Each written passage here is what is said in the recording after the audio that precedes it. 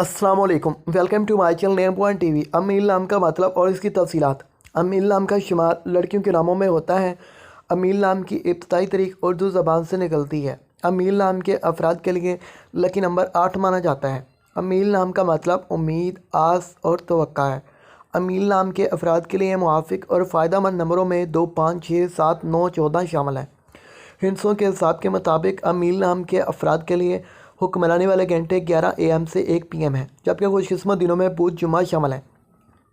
अमील के हाकिम सियारों में मरकरी शामिल है। खुशकिस्मती वाली दातों में हिंसों के हिसाब से कांसी, तांबा शामिल है।